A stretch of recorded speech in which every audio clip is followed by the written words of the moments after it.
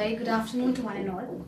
I'm Dr. Sidra Ansari, and today in this session, I'm going to discuss about facial nerve and motor disturbances of face and jaw. We're all aware is that facial nerve is the main nerve that will regulate your facial expression. It is the nerve that will help you to smile when you're happy, that will help you to cry when you're sad. It is a nerve that will show your expressions when you're angry. Yes, and today in this session, we're going to talk about in detail about the facial nerve and see the disturbances that can occur if facial nerve injury can take place and how to treat them. We're all aware that facial nerve is the seventh cranial nerve of the paired cranial nerves. Okay, it has two roots, both sensory and motor. The motor root arises from the motor nucleon and supply the muscles of facial expressions. Whereas the sensory root, it has a parasympathetic root which supplies secretomotor fiber to the submandibular salivary gland, lacrimal gland, the gland of the nose and pharynx. It also relays taste sensation from the anterior two-thirds of the tongue. Now both of these roots appear on the lateral part of the lower border of the pons, just medial to the eighth cranial nerve. Okay, as they move forward laterally, they enter into the internal auditory meatus. In the internal auditory meatus, both of these roots join to form a single trunk, okay, below the meatus and enter into the fallopian canal, okay, or the facial canal. In the facial canal, it has a course of three parts. It is divided by two bends. The first part, it moves laterally and above the vestibule. The second part runs backward in relation to the medial wall of the middle ear, just above the promontory. Okay, here the first bend takes place, which is a sharp bend called as the genu. Then the third part starts with a gradual bend, that is the second bend, which is between the promontory and the auditest of mastoid antrum. And the third part is vertically down behind the promontory, as you can see in the photograph. Now as this nerve moves forward, it leaves the cranium through the stylomastoid foramen. And then as it moves out of the stylomastoid foramen, it moves on the lateral aspect of the styloid process, enter on to the posterior medial aspect of the parotid gland. It moves forward, crosses the retromandibular vein and the external carotid artery, and emerges behind the neck of the condyle from the anterior border of the parotid gland into the 5 terminal branches.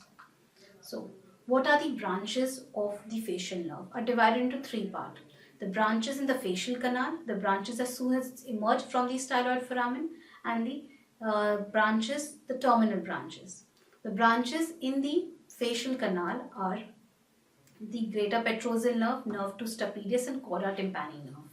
Whereas the branches as it moves out of the stylomastoid foramen are the posterior auricular nerve, then the nerve to the posterior belly of digastric and the stylohyoid nerve.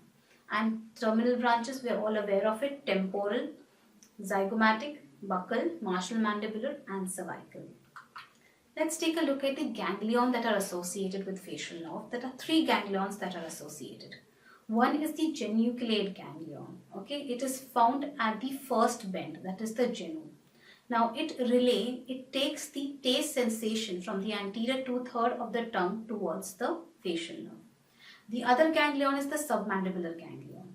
It relays secretomotor fibers to the submandibular and sublingual salivary glands. Though this ganglion is functionally associated with facial nerve, but it is topographically associated with the lingual nerve. Okay. Then the third ganglion is the pterygopalatine ganglion or sphenopalatine ganglion. It relays secretomotor fibers to the lacrimal glands of the nose, pharynx and posterior part of the oral cavity. Now this ganglion is also functionally related to facial nerve but topographically related to the maxillary nerve. Now the clinical relevance behind the nerves, the facial nerve, okay.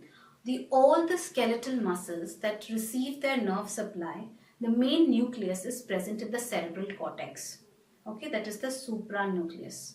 Now from the nucleus in the cortex, the nerves move downward. They either moved in a crisscross fashion or an uncrossed fashion, okay, and then the peripheral neuron, or you can say the lower neurons, are formed, and from the lower neurons peripheral branches are given.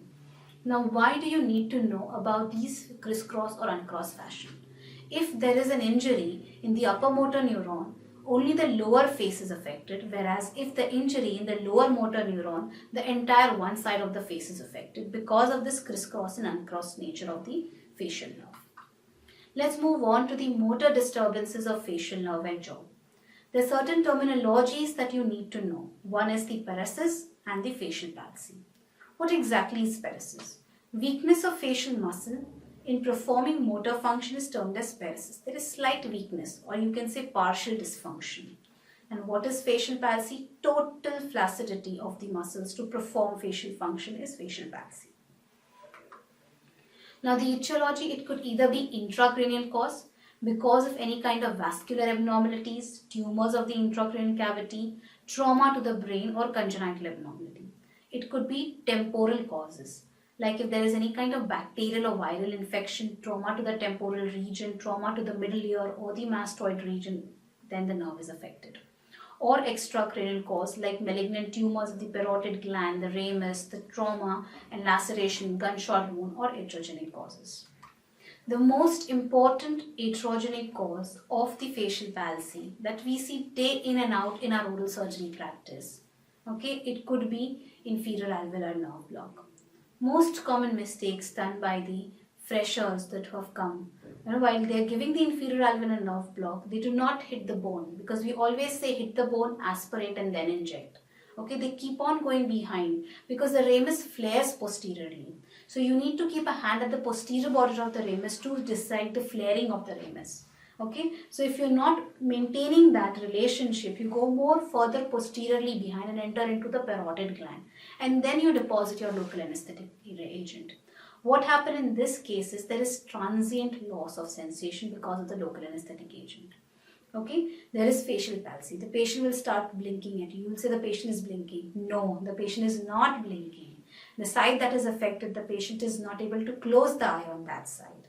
Alright, so this is transient. So you need to know how to manage it.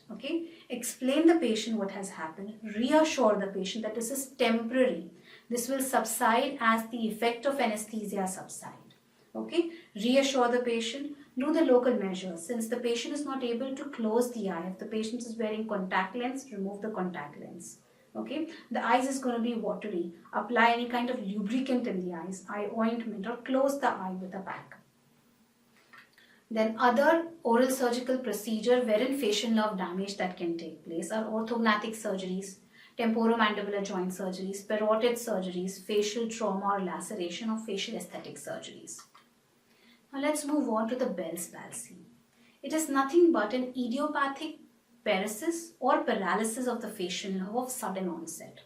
It was first described by Sir Charles Bell, hence it is termed as Bell's palsy. It is seen in around 15 to 40 per lakh of cases. It is more commonly seen in women, that too in the middle age group, and recurrent Bell palsy is seen more commonly in diabetic patients. Around 31% of the cases have been reported. The side, either of the side can be affected. Normally it is unilateral. There are 5 hypotheses for the Bell's palsy. Rheumatic hypothesis. They say any kind of rheumatic swelling can push the nerve to the fallopian canal and result in paresis. Or cold hypothesis. Increase in temperature, severe cold can cause facial palsy. Ischemic hypothesis state that decrease in the vascular supply in that area can cause. Or immunological hypothesis. The most commonly accepted one is the viral hypothesis, which state that because of the presence of viral infections like herpes zoster infection can cause facial palsy. Herpes zoster facial palsy is a combined thing, is termed as Ramsay-Hunt syndrome. You need to keep this in mind. Very common viva question. Let's move on to the clinical features of Bell's palsy. As I mentioned earlier, it is sudden in onset. It is unilateral. There is loss of muscle coordination. Patient will be unable to smile, unable to close the eyes, unable to wink, raise an eyebrow on the affected side. The patient is not able to whistle. The corner of the mouth will droop, causing drooling of saliva. There is presence of a positive Bell sign. What is a positive Bell sign? When you ask the patient to look up, the eyeball will move up and you can see the white sclera because the patient is not able to close the eye. That is the positive Bell sign. There will be inability to wink, wrinkles the forehead. Okay, the eye will water because the eye, you're not able, the blink reflex is absent. So the eye will water. There is obliteration of the nasolabial fold. The face appear distorted or masked, like the speech may become slurred. Okay, now if you see the prognosis, okay, unilateral facial weakness will be there. It will become worse over 2 to 3 days, and maximum worseness you can see on the second week. Then eventually remission takes place after 3 weeks of onset and spontaneous recovery is seen. Okay. Now, how do you evaluate these palsy? As I mentioned, there are supranuclear lesion and infranuclear lesions. Okay, how do we come to an evaluation? Obviously, by taking a complete history.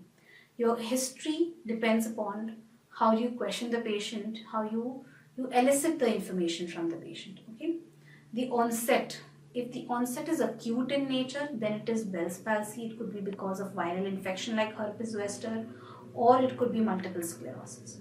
If the onset is gradual, it is because of some kind of neoplasm. It could be benign or malignant that could affect the nerve or compress the nerve. Or it could, the patient will give a traumatic history that will say that yeah, there is trauma to the TMJ resulting in paralysis of one of the branch of the facial nerve. Then you do the examination of the face.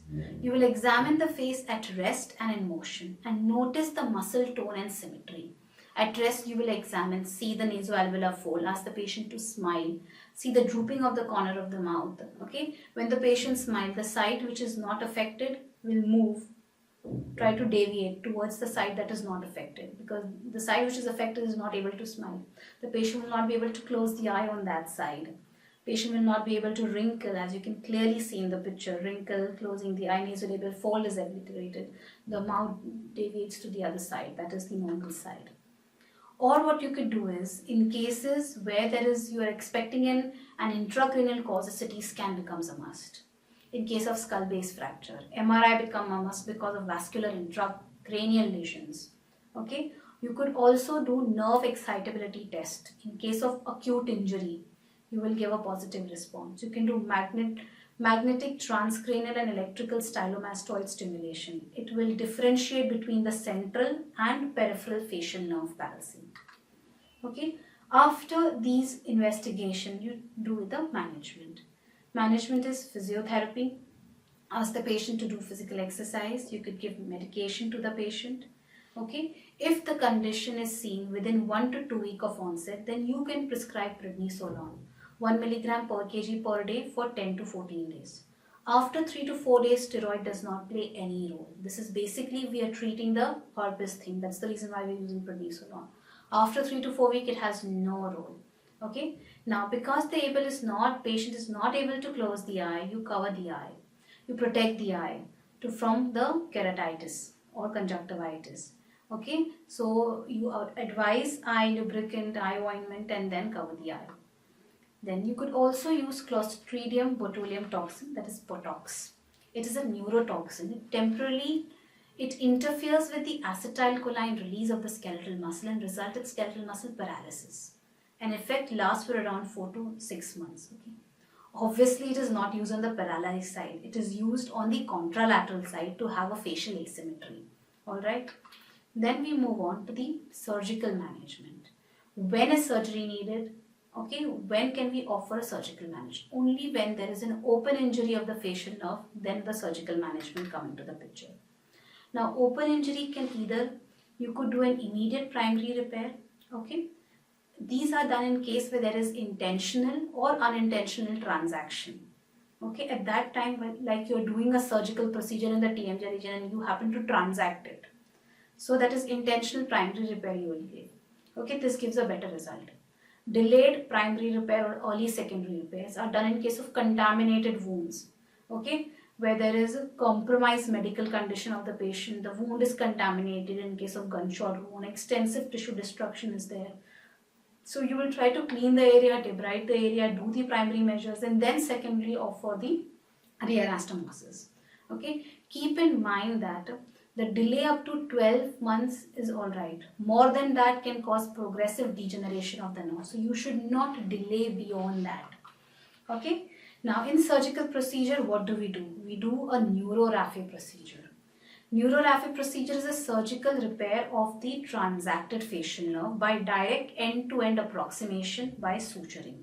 Okay, so in case of laceration, iatrogenic injuries or benign condition where you're removing the tumor and you have to remove a certain part of the nerve because it is attached to the tumor, there is spread of the tumor through the myelin sheath can occur. So in that case, you need to remove the nerve.